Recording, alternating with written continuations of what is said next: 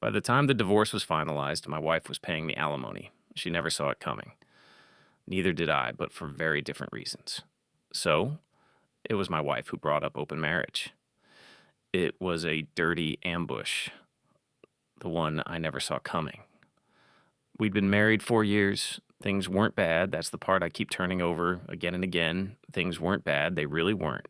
We weren't fighting. We weren't cold. As far as I knew, we were just two people in a normal marriage doing normal things. And then one Sunday morning over coffee, she just floated it casually, like she was suggesting. We try a new restaurant. She said she'd been reading about it. Said some couples found it liberating. Said it didn't mean she loved me less, just that love and exclusivity weren't necessarily the same thing. I told her no. I didn't say it with anger. I said it the way you say something when you mean it, all the way down. I told her I loved her too much for that. That I believed in what we'd promised each other. That I wasn't interested in a version of our marriage that had escape hatches built into it. She nodded, said she understood, said she respected it. We had a good weekend after that. I thought we'd moved through something and come out the other side. I was half right. We'd moved through something. I just didn't know what. 8 months later, my phone rang at 2:17 in the afternoon. Unknown number, local area code. I almost didn't pick up. Her name was Diane. She was the company's CFO, and my wife's direct supervisor had been for 3 years. She apologized twice before she even started talking, which told me the contents before she got to them. People who are about to tell you something clean don't apologize first. She told me everything. The first affair had been with a colleague named, it doesn't matter what his name was. It had gone on for about 2 months before someone noticed. When Diane found out, she called them both in separately and told them one of them was going to be let go if it continued. She gave my wife a private warning first. My wife cried, said it was a mistake, a single terrible lapse in judgment, and she specifically asked Diane not to tell me. Said she would handle it, said she would fix her marriage from the inside. Diane and I respect her for this, even now felt uncomfortable with that, but she agreed, believed her. 5 weeks later, my wife was seeing someone else at the same company, a different guy, and this one had been going on quietly, carefully, for almost 3 months by the time Diane was calling me. Diane said the company had nearly been hit with a harassment lawsuit a few years back because of a similar situation. It became a local news headline, but by some miracle didn't become a national news. Said HR was already nervous. Said she was calling me before she fired my wife because she felt, and this is the word she used, obligated. She felt obligated to give me the same information she wished someone had given her once, a long time ago. I asked her what she meant by that. She paused, then she said, I was on your side of this conversation once. I just didn't have anyone call me. I want to be honest about the 20 minutes after I hung up. I sat in my car. I'd stepped outside to take the call, and I didn't cry, and I didn't punch anything. I just stared at the middle distance like my brain had gone into safe mode, just restarting, processing, running some kind of internal diagnostic on every memory from the last 8 months, trying to figure out what was real. The seminars. God, the seminars. She'd started going to these professional development things, workshops on leadership, industry conferences, a 2-day retreat in March, she'd said was mandatory. I'd been supportive. I'd told her I was proud of how seriously she was taking her career. I'd kept dinner warm. I'd been keeping dinner warm for a woman who was using professional development as cover for sleeping with her coworker. There's a specific flavor of humiliation in that. It's not hot and explosive. It's cold, and it settles in your stomach, and it just sits there. I called Diane back the next morning. I asked her for time. Not much, just enough. Enough to get my finances in order, understand where I stood legally, and make sure that when the moment came, I wasn't the one getting caught off guard. She listened. Then she said something I wasn't expecting. She said she could help. I don't know why she said that. Maybe she felt pity for me. She explained it carefully, and I want to be clear, she thought of this, not me. I would not have had the clarity to think of it. What she proposed was that she would temporarily promote my wife. A bump in title, a bump in salary, nothing so dramatic it looked strange, but enough to move the needle on her documented income. Diane said she had legitimate operational reasons she could attach to it. It would look clean on paper. What it meant in practice, if I filed while that promotion was active, my wife's income on record would exceed mine.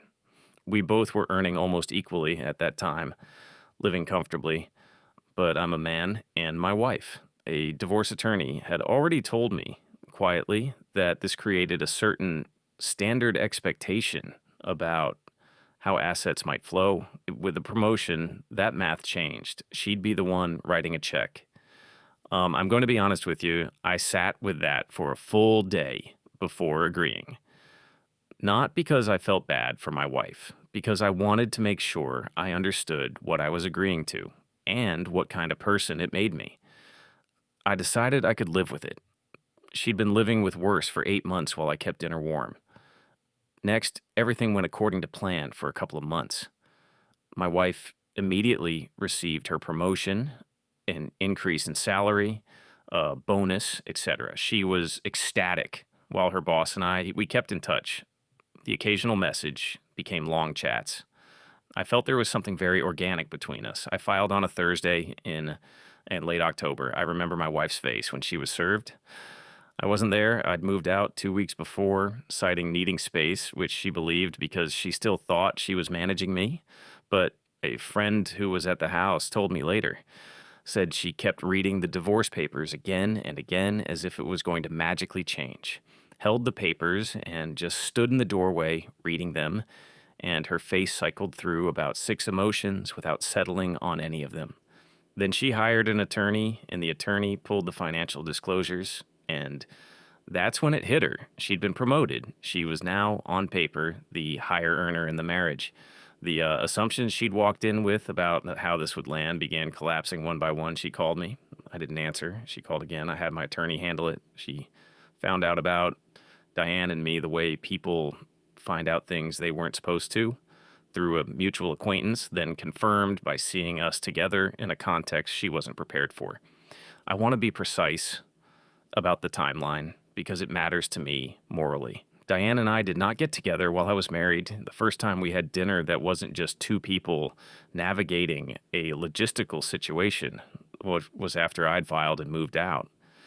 It moved quickly after that. I won't pretend otherwise because we understood each other in a way that felt immediate and a little surprising, and neither of us wanted to waste time performing disinterest. What my wife understood when she saw us was the boss who fired her, the boss who had, unbeknownst to her, quietly restructured her compensation in a way that rearranged her entire divorce settlement.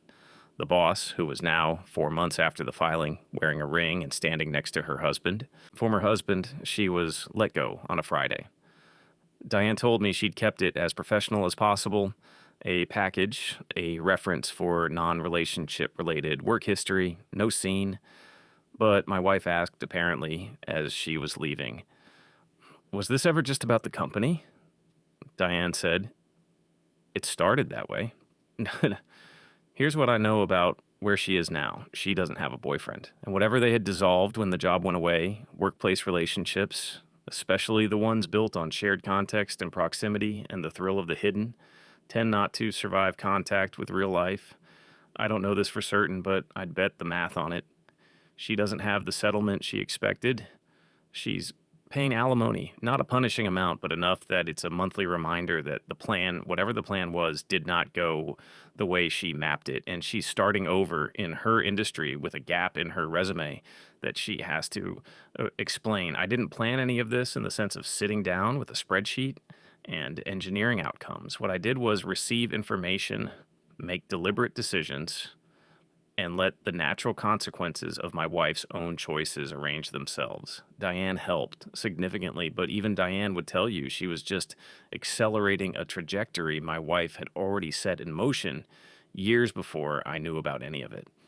There's a question I've been asked a few times when I've told pieces of this story. Do I think my wife ever loved me? Yeah. I think she did. I think she loved me and also wanted something I wasn't. And instead of telling me that, She made a series of private decisions and kept making them and assumed she could manage the distance between who I thought she was and who she actually was indefinitely. A lot of people do that. It doesn't make it survivable. Diane and I got married last spring. Small ceremony. Her ID on the size, my ID on the location, a state park outside. Nothing formal. She wore something simple. My ex wife was not there, obviously. But in a strange way, she was the reason it happened. Not a reason I'd thank her for, but still. Sometimes the worst thing that happens to you is also the exact thing that puts you in the room where the right thing is waiting. I don't know if she's okay. I hope she's okay. I mean, that with no performance in it. I just genuinely hope she found some version of what she was looking for, even if she had to lose everything she had to start looking honestly. But that's her story now. Mine started over, and it's better than anything I had before.